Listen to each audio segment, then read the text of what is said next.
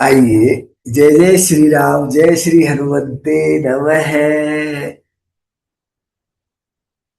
पद्मासन, सुखासन जो भी आराम से लगा सकते लगाइए, लेकिन मुखासन पक्का लगाइए।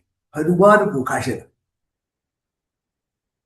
हनुमान मुखासन लगा करके दीर्घ श्वसन क्रियाओं के साथ योग साधना के द्वारा आनंद का अनुभव करते हैं। हमारे पंच महाभूत का, जिनसे हमारे शरीर का निर्माण हुआ है, उनको उन्हीं के द्वारा पूर्ण, ठीक व स्वस्थ व बैलेंस करते हैं। परम पिता परमेश्वर ने हमारे इस शरीर को पंच तत्व से बनाया, और पंच तत्व से जिससे ये जो बना है उसी से इसको ठीक किया जाता है ना। तो पूर्ण, ठीक, स्वस्थ, मस्त रहता है। भाई, आज के इस कला के युग में अपन किसी भी इंस्ट्रूमेंट को, किसी भी साधन को जो बनाते हैं, तो उसमें जो पार्ट्स लगते हैं ना, जिससे जिसको बनाया जाता है ना, यदि कोई कल पुर्जे में, पार्ट्स में कोई भी सिस्टम में प्रॉब्लम आ जाती है, उसी के द्वारा उसको ठीक किया जाता है ना। उसी के द्वारा तो ठीक करते हैं अपन। तो वैसे ही ये जो जिससे बना है, अपन उसी से ठीक करने में लगे हैं। विशेष तौर से अभी अपन कप दोष के विकार से मुक्ति पाने का, हमारे शरीर में पंच तत्व से बने हुए शरीर में को त्रिदोष नाशक बताया गया है हमारी वैदिक विधा में, आयुर्वेदा में। पंच तत्व, पांच तत्व से ये बना हुआ शरीर क्या है? ये त्रिदोष नाशक है। इसमें तीन प्रकार के विशेष त्रिदोष हो जाते हैं इसमें। त्रिदोष का मतलब समझ रहे हो ना आप? भाई, अपन जो क्रिया कर रहे हैं ना, ये त्रिदोष नाशक है, लेकिन त्रिदोष आ कैसे जाते हैं? जैसे अपन बात करें वात पित्त कफ, या कि कफ पित्त और वात, तो अपन अभी किस पे काम कर रहे हैं? कफ पे। तो हमारा शरीर में पंच महाभूत, पांच तत्व कौन से हैं? आकाश, वायु, जल, प्रकाश और पृथ्वी। ये पंच तत्व हो गए, पंच महाभूत हो गए ना। अब बात रही पंच तत्व में हमारे कफ में विशेष भूमिका कौन सी तत्व की? देखो, थोड़ा थोड़ा ऐसे हिलाते रहो, है? थोड़ा थोड़ा इसको भी हिला लो, थोड़ा सा स्कंद संचालन भी कर लो, थोड़ा ऐसे गिरवा संचालन भी कर लो, है ना। लेकिन करो किसके साथ? हनुमान मुखासन के साथ। एक हनुमान चालीसा किसके साथ? हनुमान मुखासन के साथ। तो हमारा ये करते करते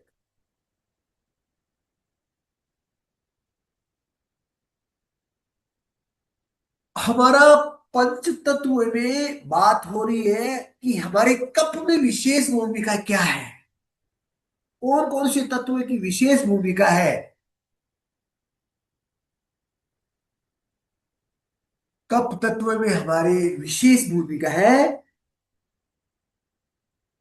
पृथ्वी तत्व और जल तत्व है। पंच तत्व, पांच तत्व कौन से? वायु, पहला तत्व तो आकाश है, आकाश, है ना। तो आकाश, वायु, जल, प्रकाश, सूर्य, प्रकाश और पृथ्वी। लेकिन हमारे इस कप तत्व के लिए जो त्रिदोष है, उस त्रिदोष में विशेष भूमिका कौन सी आती है? कौन सा तत्व मिसबैलेंस हो जाता है? पृथ्वी तत्व और जल तत्व का बैलेंस बिगड़ना ही कफ दोष होता है। अब कफ दोष को ठीक करने के लिए अपन अभी इसमें सबसे बड़े तत्वों को काम में ले रहे हैं।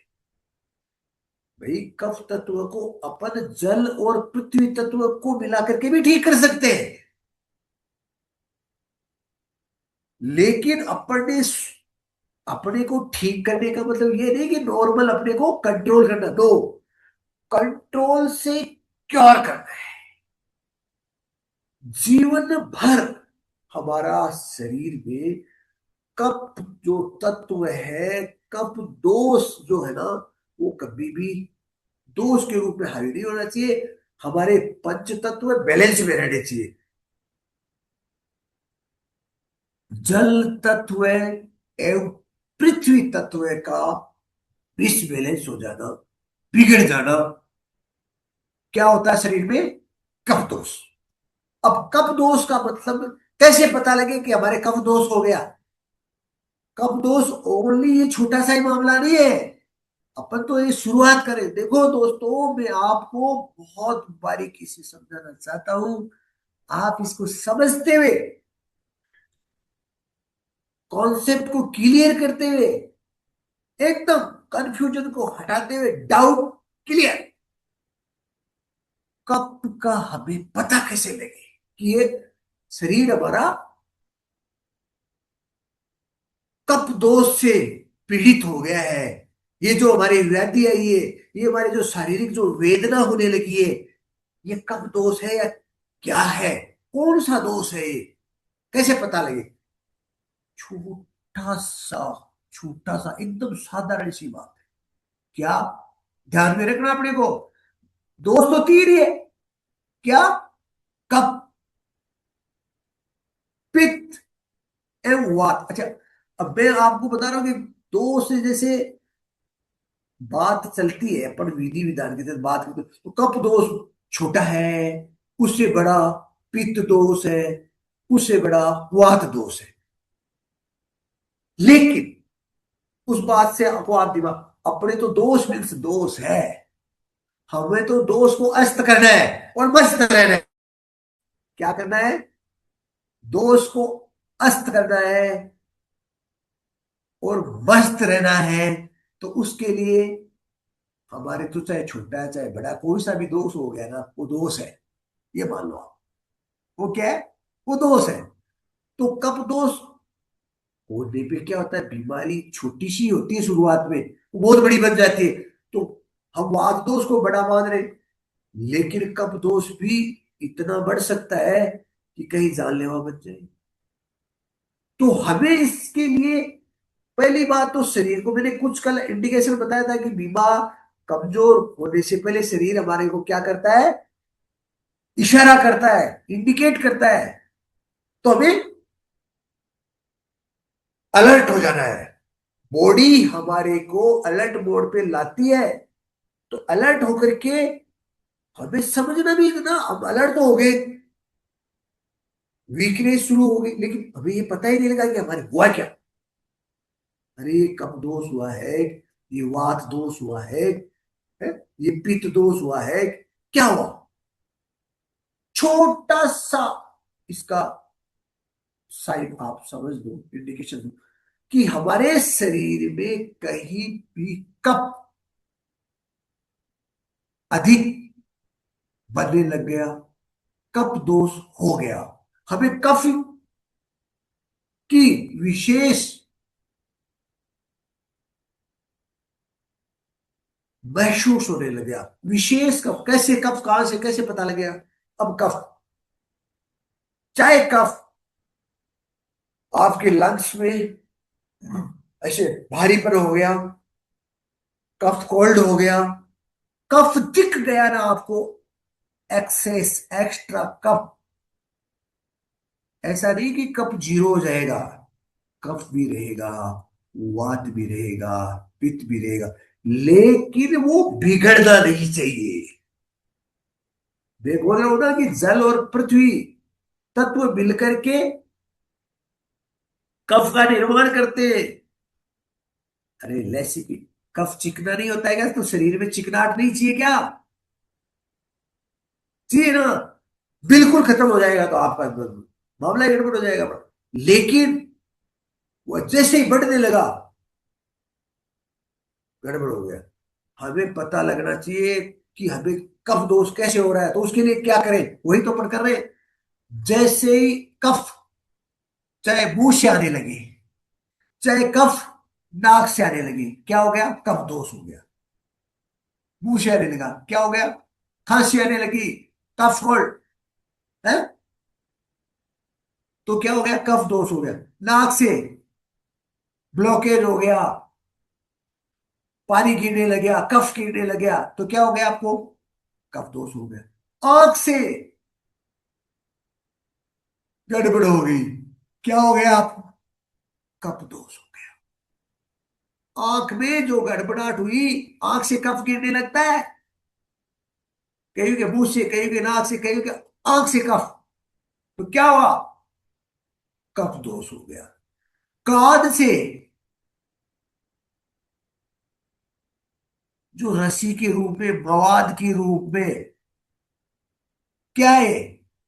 कफ दोष है। समझ रहे ना मेरी बात को? कफ दोष छोटा सा नहीं है, इसको समझो। आपके मोशन के माध्यम से,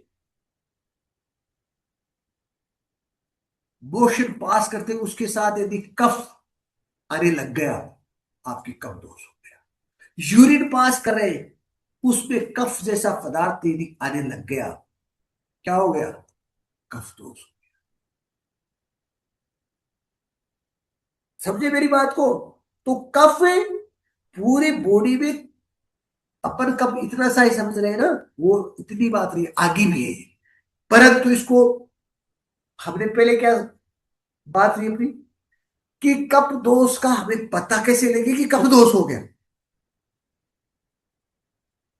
इसके लिए अपन आगे जैसे प्रतिदिन, प्रतिदिन एक दिन में ये काम होने वाला नहीं है। रोग एक दिन में आता भी नहीं है, रोग एक दिन में जाता भी नहीं है, ये तय है। धीरे धीरे धीरे धीरे धीरे धीरे तैयार होता है। बीमारी आ जाई, थोड़ा सा शुरू हुआ, हमें पता ही नहीं लगा, ऐसे करते करते वो बढ़ जाती है। अब इसको वापस निकालना है, तो उसके लिए भी अपने को डेली डेली प्रयास करना पड़ेगा, क्रिया करनी पड़ेगी, तब जाके होगा। तो कब तो उसका तो पता लग गया ना कि कफ बॉडी में हमारे दो द्वार, शरीर के कितने द्वार, हमारी बॉडी के गेट्स, द्वार कितने? दो द्वार है। कौन कौन से दो द्वार?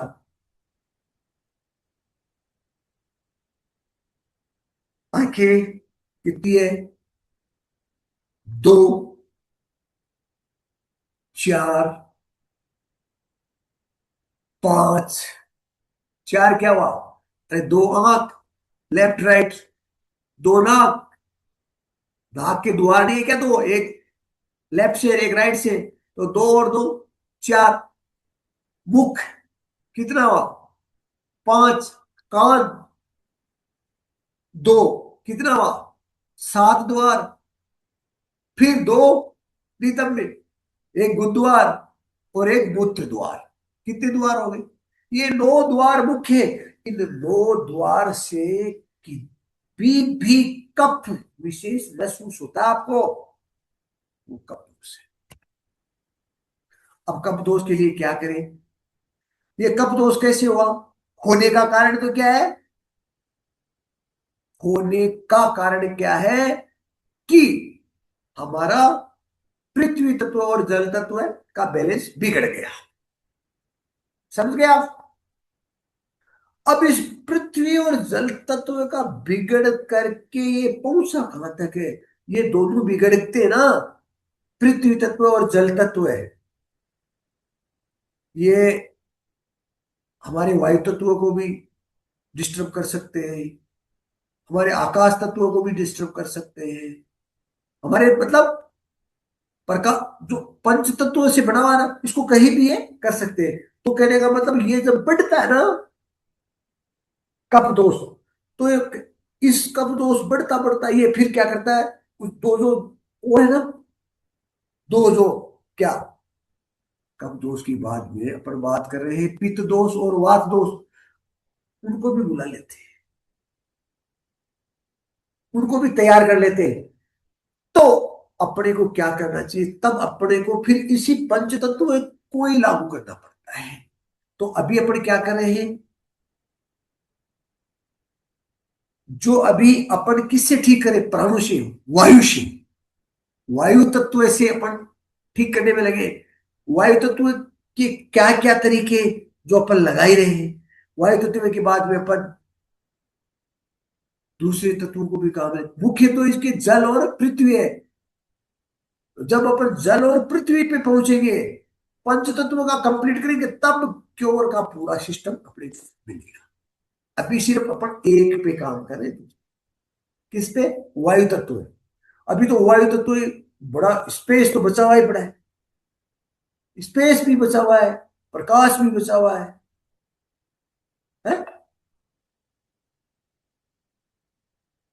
तो इन पे अपन, सभी पे अपन काम करेंगे। तो अभी अपन पहुंचे हैं, कल तक अपन पहुंचे थे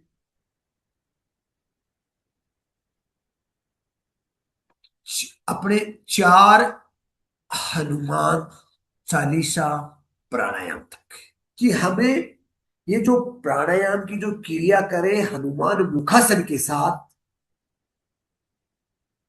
हनुमान मुखासन के साथ जो क्रियाएं कर रहे हैं अपन, वह अपन चार तक पहुंचे। चार क्या क्या याद है सबको, एक बार मैं चार के बारे में बता दूं, फिर पांचवा स्टार्ट कर देंगे आज। आज कौन सा करेंगे, आज पांचवी टेबलेट तैयार करनी है।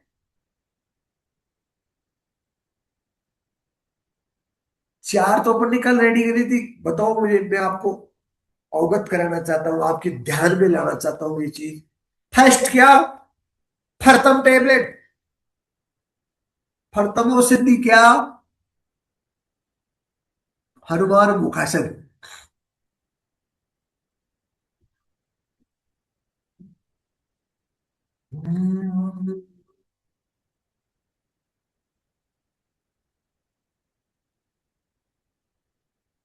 ये कप दोष ठीक हो रहा है दोस्तों, कहीं भी कब्ज है, आपका कान खराब, बोलते ईएनटी वाले डॉक्टर के पास चलो। ईएनटी का मतलब क्या है, आई, अकेला आई नहीं है, ये ईयर कान भी है। तो क्या हुआ, आंख और कान, एंड नोज, टी, थ्रोट। लेकिन ये आंख नाक और गला ही नहीं है। ईएनटी का मतलब क्या क्या मैं बताऊंगा आपको, अपने क्या क्या ठीक कर रहे हैं। कप दोष का मतलब दो द्वार से कप कहीं भी दिख रहा है ना, वो ठीक हो रहा है, ये मान लो पहली बात। उसके अलावा बहुत कुछ साइड बेनिफिट्स बहुत ज्यादा है, इसका कोई साइड इफेक्ट नहीं है, आप टेंशन मत लो। मैं आपको साधारण बताऊंगा, ईएनटी का क्या मतलब। ईएनटी का मतलब आंख, कान, नोज, एंड टी का मतलब थ्रोट, टंग, टंग, जीभ, प्लस मैं ई एन टी ठीक नहीं कर रहा हूं, मैं कर रहा हूं ENTM, ENTM। आगे भी बहुत अपन वर्ड बढ़ाए तो बहुत बड़ा, लेकिन ENTM पे तो पक्का काम कर रहे हैं अभी। एम का मतलब माउथ हो गया, मुख के संबंधित रोगों से मुक्ति और सुख की प्राप्ति। हनुमान मुखासन मुख के सारे रोगों को, दुख को मिटा देता है, सुख की प्राप्ति करवा देता है, ऐसा है मुखासन, हनुमान मुखासन। तो फर्स्ट क्या किया आपने, एक हनुमान चालीसा, हनुमान मुखासन की। सेकंड क्या किया, हनुमान मुखासन के साथ राइट से लॉन्ग एंड डीप ब्रीथ, ऐसे। अरे मस्त रहो, खुशी के साथ करो, कोई परेशान नहीं है। स्ट्रेस फ्री लाइफ होनी चाहिए। जिंदगी कितनी जोरदार है, प्रभु की दी गिफ्ट है, गिफ्ट गिफ्ट प्रभु का उपहार है। आनंद लो इसको, और इस अमृत वेला का महा आनंद, ये महाप्रभु, रोम रोम खिल जाता है। शरीर को फूल की तरह इसको खिलाओ, ऐसे।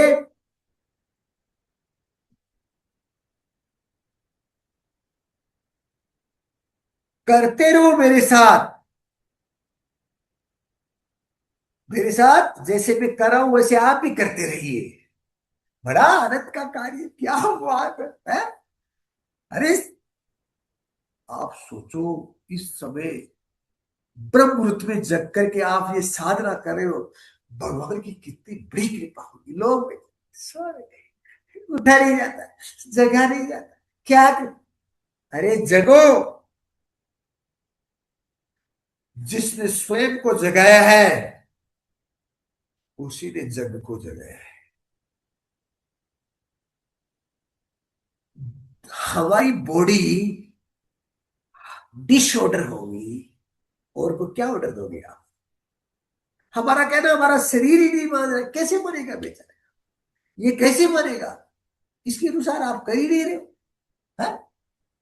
मानने लगेगा अपने आप।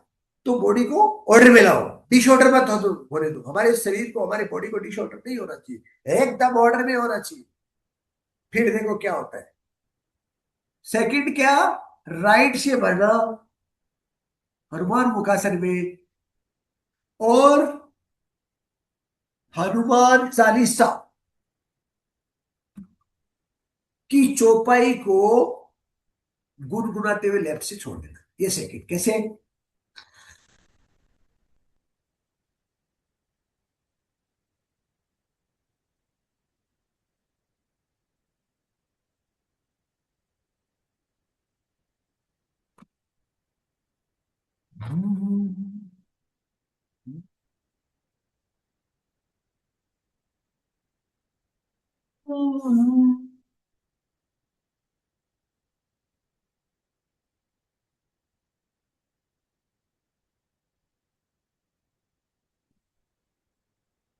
ओनली राइट से बढ़ना, लेफ्ट से छोड़ना, राइट से बढ़ना, लेफ्ट से छोड़ना, राइट से बढ़ना, लेफ्ट से छोड़ना।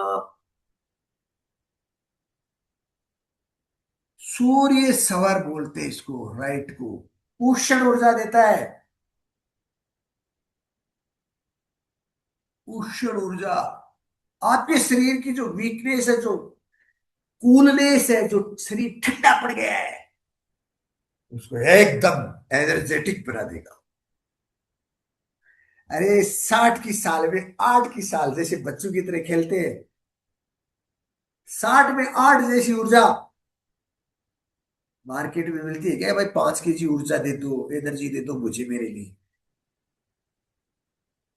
एनर्जी के लिए प्रोडक्ट मिलेंगे आपको बहुत तगड़े तगड़े, लेकिन आपके अंदर एनर्जी नहीं है ना, शरीर में ऊर्जा नहीं है ना, तो प्रोडक्ट आपका फायदा लेकर के आपका नुकसान करेगी।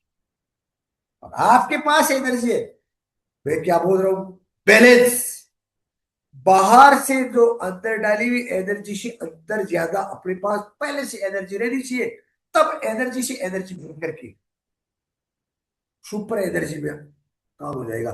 वरना बाहर वाली एनर्जी ज्यादा है और अपने पास एनर्जी कम है, तो वो एनर्जी आएगी उसको दबा लेगी। ये तो जानते हो ना। कमजोर को, जिसके पास पावर ज्यादा, वो दबा देता है, और जिसके पास पावर है तो पावर वाला भी उसके साथ हो जाता है। सच्चाई है ना ये? जिसके पास पावर है और दूसरे के पास भी पावर है, तो वो चाहे उसके पास जाता है चाहे वो उसके पास आता है, दोनों मिलकर के और अच्छा पावरफुल काम करते हैं। लेकिन अक्सर कमजोर को ज्यादा पावर वाला दबाने की कोशिश करता है। तो अपने बाहर से हाई पावर प्रोडक्ट कोई भी आइटम, खाने का पीने का जो भी ले लिया, लेकिन अंदर कमजोरी है, तो वो क्या करेगा, उसको और कमजोर कर देगा। इसलिए अपने अंदर इंटरनल सिस्टम को कंप्लीट एक्टिव करो। कोई रोग दोस्त झांक नहीं सकता आपकी तरफ, रोग दोस्त झांक नहीं सकता। और जो भी अपने को लगा कि ये एनर्जेटिक प्रोडक्ट है, ये एनर्जेटिक आइटम है, खाने का पीने का जो भी, आपने उसका उपयोग किया, तो वो उपयोग सदुपयोग में बदल जाएगा।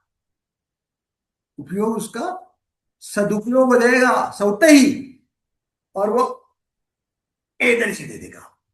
वरना वो अंदर जाकर के थोड़ी बहुत भी एनर्जी जो है अपने पास, उसको भी खत्म करके वो पड़ा पड़ा सड़ देगा, और सड़ करके रोग पैदा कर देगा, कफ बना देगा। क्या बनाएगा? कफ।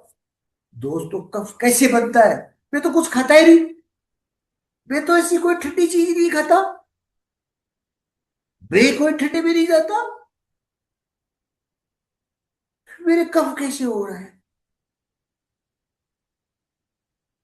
कफ कैसे हो रहा है बताओ आपको। श्वास तो लेते हो ना आप, प्राणों के बगैर तो जी नहीं सकते ना आप। जितने तो है ना अपन, कब तक है, प्राणु से ही तो है ना। आपका लिया गया श्वास, आपके अंदर गई जाने वाली गैस, वायु, उससे भी कफ बन जाता है, वह भी कफ बना देती है। अब कैसे करोगे? श्वास लिए बगैर रह जाओगे क्या आप? हमने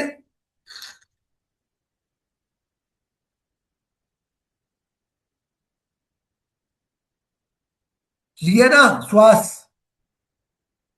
विस्तृत कैसे गई, मैं कल बता रहा था आपको कि एक ऑक्सीजन नहीं गया है, सबसे ज्यादा गैस कौन सी है इस वायुमंडल में, वो सबसे ज्यादा गई है नाइट्रोजन। अब नाइट्रोजन का यदि आपने सही यूटिलाइज नहीं किया तो क्या करेगा वो? ऑक्सीजन भी गया है, नाक से पानी गिर रहे हैं। मैं तो कुछ भी नहीं खाया, कहीं कुछ नहीं किया, मेरे को तो कफ ने परेशान कर दिया,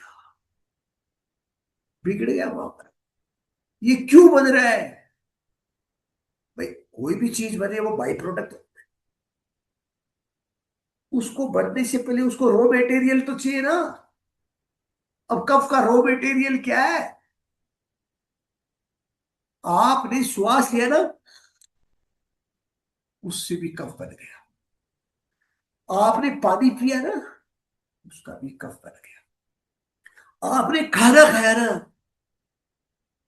खाना खाने के बाद में आपकी वीकनेस के कारण, आपका डाइजेस्टिव सिस्टम वीक होने के कारण, अनडाइजेस्टेबल पार्टिकल्स, जो डाइजेस्ट नहीं हुए, वो शरीर में जो पदार्थ है जो बचा, उसका क्या बना?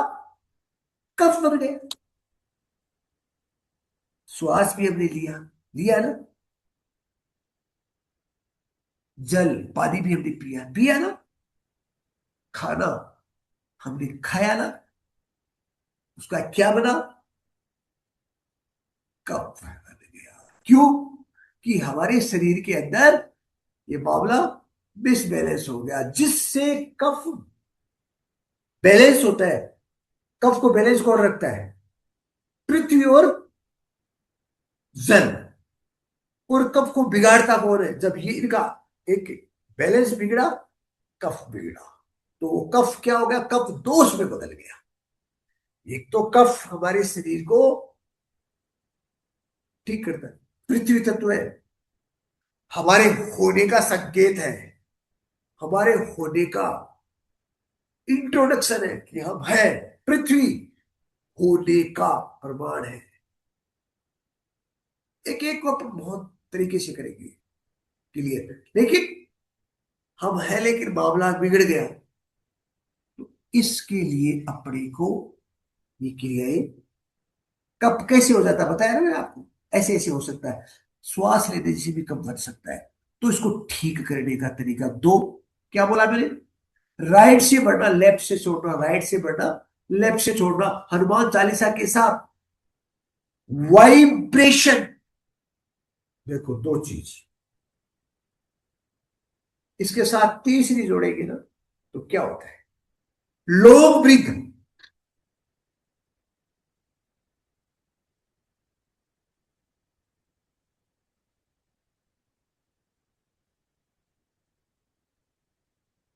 हमने लंबा श्वास तो भर लिया, वाइब्रेट कैसे करें, साइंस कहती है सृष्टि का निर्माण, सृष्टि का निर्माण, पृथ्वी का निर्माण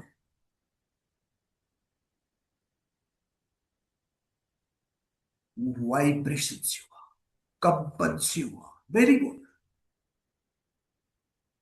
हमारी विज्ञान का, हमारी साइंस का रिसर्च, हमारे साइंटिस्ट लिखते हैं, हम पूछे उनसे कि ये दुनिया की ये सिस्टम कैसे बना हुआ है, तो ये बोलते हैं कि कोई ऐसा वाइब्रेशन हुआ, ऐसा कोई वाइब्रेशन हुआ यूनिवर्सल लेवल पर, उससे ये भूकंप नहीं आता है क्या, कंपन नहीं होता है क्या, कहीं पानी निकल गया, कहीं लावा निकल गया, कहीं पानी का समुद्र का पहाड़ बन गया, पहाड़ का समुद्र बन गया, टीलों के नदी नाले बन गए, नदी नालों के टीले बन गए, वाइब्रेशन से। तो ये वाइब्रेशन से बीमार हुआ, तो हमें वाइब्रेशन से ठीक करना है। प्राणों से हम जीते हैं, तो प्राण को वाइब्रेट करना है, प्राण को वाइब्रेट करेंगे तो प्रकृति में जो विकृतियां आ गई है, हमारी प्रकृति में जो विकृतियां आ गई उनसे हमें मुक्ति मिल जाएगी। प्रकृति की विकृति में, प्रकृति की विकृति को मिटाने के लिए long breath with vibration must be required, बहुत जरूरी है। वो वाइब्रेशन को जनरेट करने के लिए कि सुपर पॉजिटिव वाइब्रेशन चाहिए हमें, वाइब्रेशन तो नॉर्मल वाइब्रेशन वाइब तो आते ही, हमें क्योरेबल वाइब्रेशन चाहिए, क्योरेबल वाइब्रेशन, कि हमारे शरीर में कोई भी रोग दोष से मुक्त रहे, आनंद युक्त रहे, ऐसा सुपर पॉजिटिव वाइब्रेशन कैसे जनरेट हो, उसके लिए लॉन्ग ब्रीथ, हनुमान मुखासन में लंबा श्वास के साथ हनुमान चालीसा को गुनगुनाने से ऑटोमेटिक पॉजिटिव वाइब जनरेट होता है। करके देखो ना।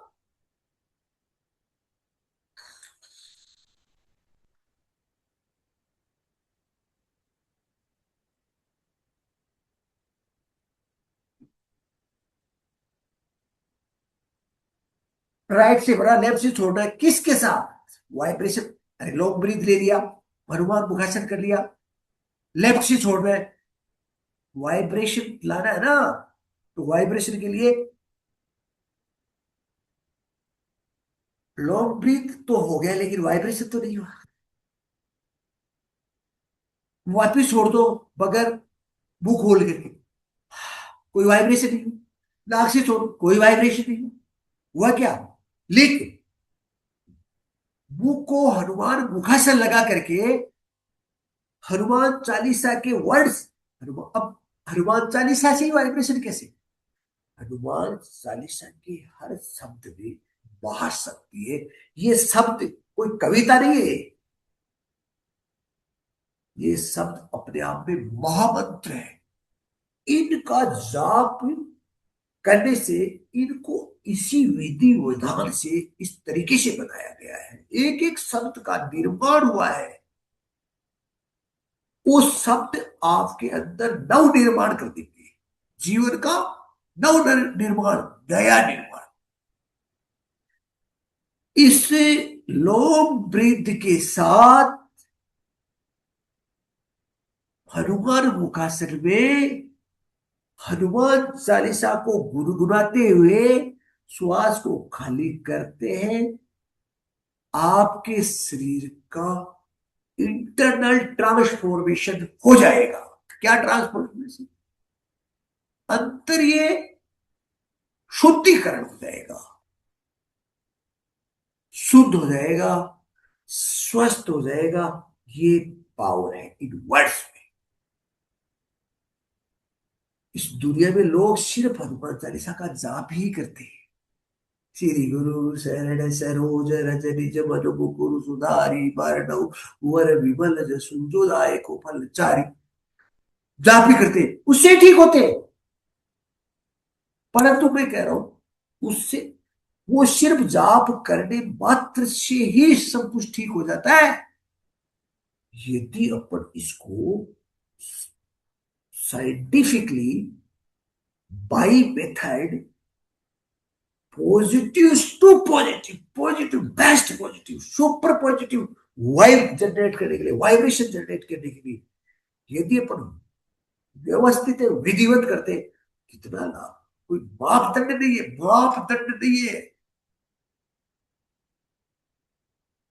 साइंटिस्ट कहते हैं कि ये लंबा श्वास वाइब्रेशन के साथ क्रिया करने से आपकी नाइट्रिक ऑक्साइड 15 गुना बढ़ जाती है। जो साधारण स्थिति में अपन श्वास लेते हैं ना, उससे 15 गुना, एक की जगह 15 हो जाता है। मैं कह रहा हूं यदि ये हनुमान चालीसा के साथ वाइब्रेशन किया ना, तो कोई मापदंड नहीं, 15 क्या 100 गुना हो जाएगी। करो। दो हुआ। तीसरा, थर्ड क्या किया आपने? लॉन्ग ब्रीथ, हनुमान मुखासन के साथ long breath with Hanuman Chalisa वो गुनगुना। थर्ड में क्या किया? एक्यूप्रेशर। एक्यूप्रेशर पॉइंट्स में जहां हमारी एनर्जी होल्ड हो गई है, बॉडी ने उसको रोक लिया है, या वो अपने किसी भी रुकावट के कारण आगे नहीं बढ़ पाई, हमारी प्राण शक्ति हमारे शरीर में है, कहीं नहीं गई है, लेकिन वो सर्कुलेट नहीं कर पा रही है। आप लोग करते जाइए।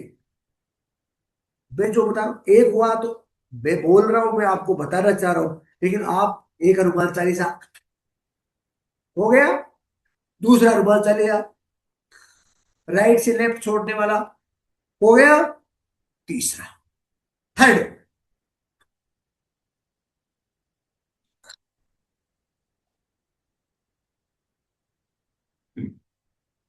गुनगुनाना शुरू करो और उसके साथ एक्यूप्रेशर।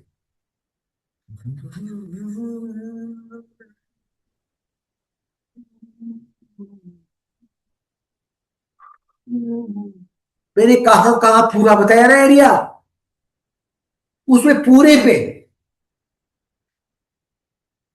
यहां से लेकर ये पूरा एरिया स्पेशली कफ का है। साइनोसाइटिस हो, क्या साइनोसाइटिस? हमारा साइनस एरिया में किसी भी प्रकार की व्याधि उत्पन्न होना साइनोसाइटिस है। व्याधि कैसे? इन्फेक्शन हो गया, इन्फ्लामेशन हो गया, कोई रिएक्शन हो गया है, कफ का जमाउट होगी, यहां श्वास लेने में हमारी नस नाड़ियों में थकावट होगी, कोई भी यहां ब्लॉकेज हो गया, रुकावट होगी, वो साइनोसाइटिस है। हम इनको सबको साफ करने में लगे हुए। कैसे? श्वास का तो ये देखो, हम, अरे हनुमान मुखासन से पूरे जो हमारे फेस की मसल्स है ना, उसको स्ट्रेच करना पड़ता है, स्ट्रेच, और स्ट्रेच से स्ट्रेंथ आती है। आप स्ट्रेंथ गेन करना चाहते हो ना, कैसे आएगी? फेस की स्ट्रेट, चेहरा ऐसे चमकने लगे।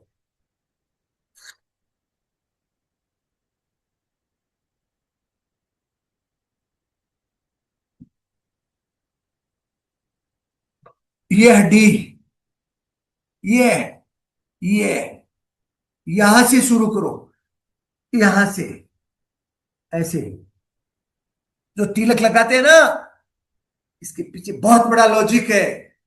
हमारे ऋषि मुनियों ने ऐसे ही नहीं बताया है। तिलक लगाने से क्या, चूड़ी पहनने से क्या होता है, बांध भरने से क्या होता है? अरे बहुत कुछ होता है, बहुत कुछ होता है। हर चीज पायल पहनने से क्या होता है, कड़ा पहनने से क्या होता है? हर चीज के पीछे लॉजिक है, लॉजिक। ऐसे ही नहीं पहना दिया उन्होंने, अब हमें पता नहीं तो उसका मतलब क्या हुआ? आपके पास किसी काम करने के संबंधित किसी महान व्यक्ति ने अपने जीवन में तपस्या की है, उसने अपने जीवन को उस काम के लिए खपा दिया है, खपा करके कुछ पाया है, वो आपको दिया है। आप उसमें कारण खोज, ये इसका क्या मतलब? अरे तो तुझे ज्ञान नहीं उसका, तो इसका मतलब ये है क्या? ये क्यों है तो इसका तुझे ज्ञान नहीं, तो इसका मतलब वो है गलत है? नहीं, हमेशा पॉजिटिव रहो, जो है उसके बारे में विचार करो। विकार मत बनने दो, विचार विकार मत बनाओ। चिंतन करो, मंथन करो, चिंतन करो, मंथन करो। उस पर काम, जो आपको पता लगेगा उसका ज्ञान हो जाएगा। आपको ज्ञान है नहीं, तो उससे पहले आप उसमें आर्गुमेंट शुरू करिए, आप उस पर आक्षेप लगाने शुरू करिए। पहले उसकी जानकारी, और नई जानकारी लेना तो वो शुरू कर दो, और तो क्या है बात? भाई योग यही तो है। क्या है योग? सबसे पहले ज्ञान योग है ना? ज्ञान का मतलब, ज्ञान योग का मतलब जानना। भक्ति योग है मानना, है। भक्ति योग का मतलब मानना। भाई आपको या तो ज्ञान योग करो, ज्ञान योग का मतलब उसकी जानकारी लो। आपको जानकारी नहीं है तो भक्ति योग करो। भक्ति योग का मतलब जानने की जरूरत नहीं, मानने की जरूरत। भगवान की भक्ति करते हो, भगवान की कुंडली शेक करते हो क्या? कौन थार क्या? भगवान है मीन्स है। भगवान को मानना भक्ति योग। तीसरा कर्म योग, करना है हमें। हमारा जन्म, जन्म से लेकर के जीवन पर्यंत कर्म हमारे साथ जुड़ा हुआ है, और इस कर्म हमारा सबसे बड़ा धर्म। हम कर्म योगी हैं सब। अभी जो कर रहे हैं ना, ये क्या है? कर्म है। शरीर किसके लिए दिया है भगवान ने? कुछ करने के लिए, कि कर्म तो करना ही पड़ेगा। अब कैसा करते हो कर्म, वो आप पे डिपेंड करता है, आपके विचारों पे, आपके आचार विचार व्यवहार सब, जो भी। तो इसलिए यदि आपके पास ज्ञान भी है तो भक्ति योग में आ जाओ। भक्ति योग का मतलब मानना, मान करके इसको करने लग जाओ, बस हो गया काम। तो क्या हुआ? एक उपनिषद, तीसरा अनुमान सुनो। चौथा मैंने बताया था, फोर्थ हनुमान चालीसा 20 पॉइंट्स के साथ, पर्टिकुलर पॉइंट्स जो ओनली साइनस के ही है। ये जो कर रहे हो ना, ये तो, ये कफ दोष यहाँ का तो ठीक हो रहा है, उसके साथ में और बहुत कुछ हो रहा है, मैं बताऊंगा। यहां से ये करते हो तो माइग्रेन ठीक होने लगता है, प्लस इधर करते हो तो कान ठीक होने लगता है, इधर करते हो तो डाइजेशन ठीक होने लगता है। मतलब ये जो फेस का जो एरिया है ना, यहां से, ये एरिया से लेकर के कान के पीछे से लेकर के यहां तक, ये फेस कान के पीछे से, यहां से दिख रहा है, ये ये यहां से ले लो, इधर से शुरू करके मेरी अंगुली देखो कैसे जा रही है, ऐसे, ये पूरा एरिया पे यदि अपन एक्यूप्रेशर करते तो ये त्रिदोष हो गया। त्रिदोष दासक एक्यूप्रेशर का ये एरिया हो गया। मैंने बताया चौथा नंबर क्या, 20 पॉइंट। हमारे हाथ और अंगुली, अब पांव की अंगुलियां हैं। चौथा, पांव, पांव की अंगुली, पांव की अंगुली का देखो ये उठा हुआ भाग दिख रहा है ना। अरे भाई, ये पांव, पांव की अंगुली का ये उठा हुआ भाग, टोप, इस टोप को दबाना है और चौपाई बोलना है। कैसे? 20 पॉइंट पे, हर पॉइंट पे दो दो चौपाई बताया मेरा। सूरी गुरु,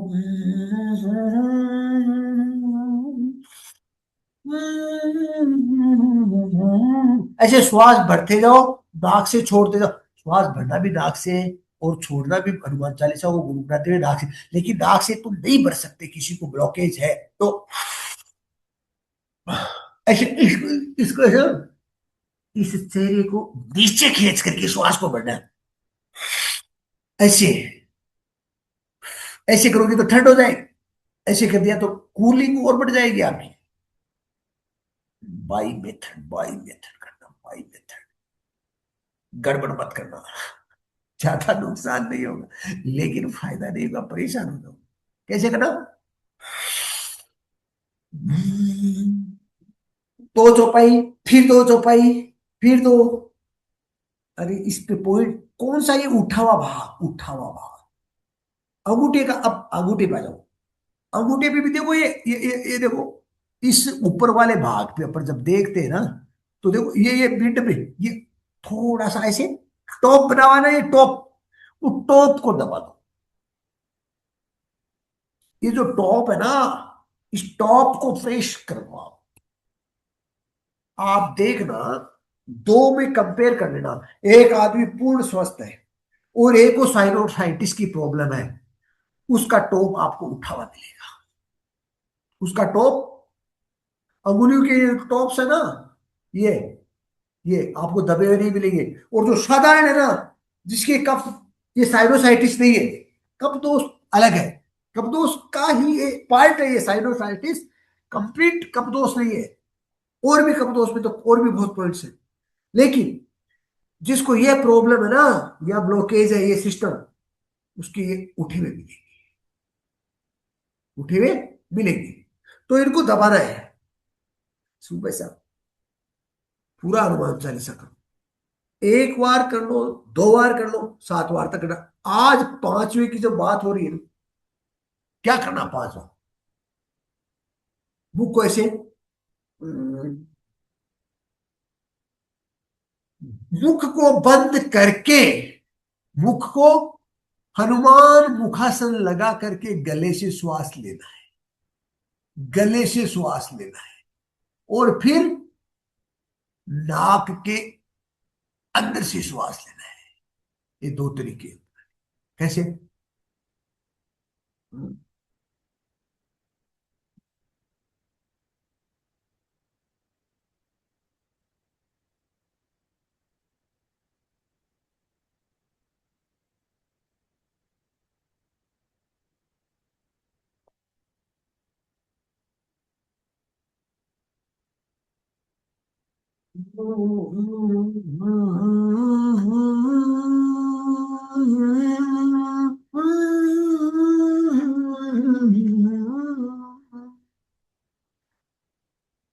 श्वास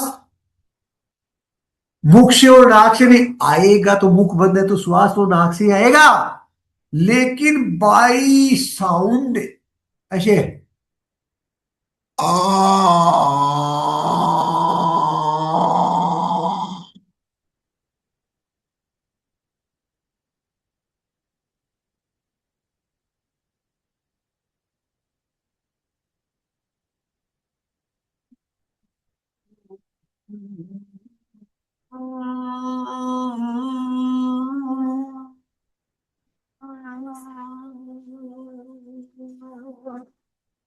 समझ रहे हो?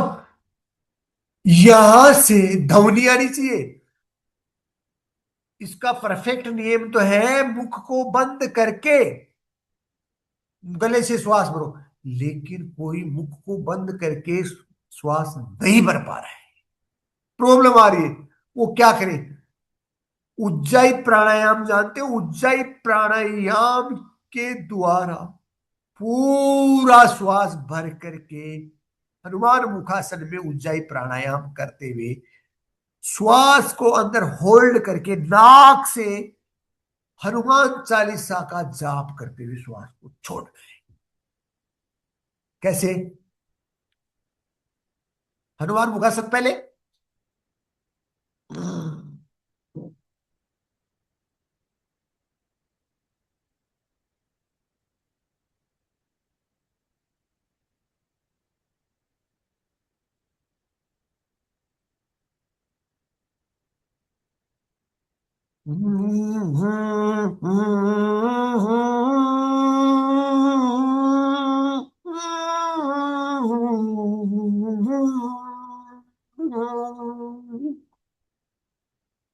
हनुमान मुखासन लगा करके गले में एक ही धमनी के साथ श्वास को भरा, फिर होल्ड करके नाक से हनुमान चालीसा गुनगुनाते हुए श्वास को मैंने छोड़ दिया। एक ऐसे तरीके से किया, इस हनुमान चालीसा को गुनगुनाते हुए छोड़ दिया। वैसे ही ऊंचाई गले से की, वैसे ही ऊंचाई नाक से भी की जाती है।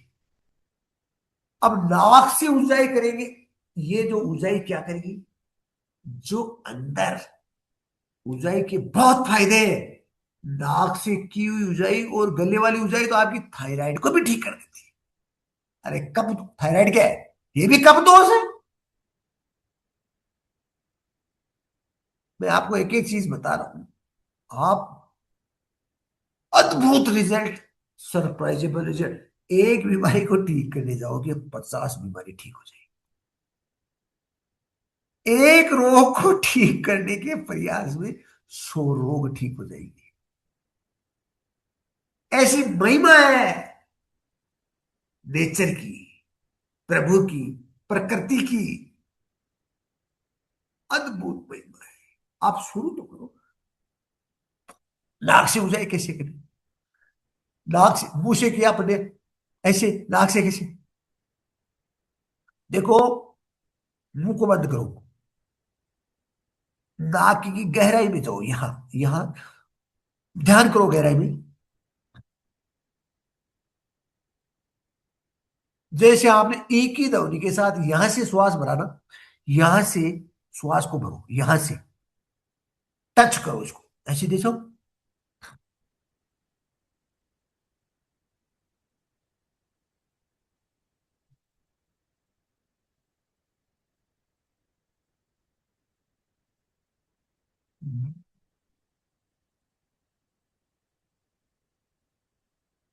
जिसके रुकावट है ना, जिसके गले में रुकावट है, कफ जमा हुआ है, तो खांसी आने लगेगी। जिसके नाक में रुकावट है, ये वो नाक से ऊंचाई करेगा, उसको छींके आने लगेगी, सीरीज आने लगे, एकदम छींके आएगी। लेकिन छींक आने का मतलब क्या है? सीरीजिंग का मतलब क्या है? कि वो प्रकृति उस एरिया को खोलना चाह रही है, ब्लॉकेज को। ऐसे छींक आ रही है ना आंख से, तो मतलब वो अंदर से खोलना चाह रहा है। ऐसे करो। आज का हनुमान चालीसा गले के ई के साथ और नाक के साथ ट्राई करना है। कल अपन इस पे विशेष बात करेंगे। पांचवा हो गया ना? 5 पक्का ट्राई करना है दोस्तों। आप इस पाउर मेला में आते हो, आपका बहुत बहुत स्वागत। बहुत बहुत आभार आपका, बहुत बहुत धन्यवाद आपका। आज के कार्यक्रम को संपन्न करते हुए परम पिता परमेश्वर को प्रणाम करते हुए दीर्घ ओम का उच्चारण के साथ में सारा संसार स्वस्थ रहे, सारे भाई बहन देवी और सब स्वस्थ रहे, ऐसी प्रार्थना करके आज के कार्यक्रम को संपन्न करते हैं।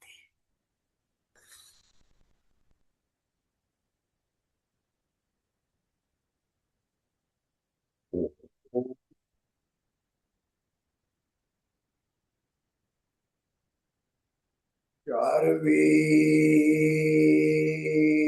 भवन्तु सुखिनः, सर्वे सन्तु निरामया, सर्वे भद्राणि पश्यन्तु, मा कश्चित् दुःखभाग् भवेत्।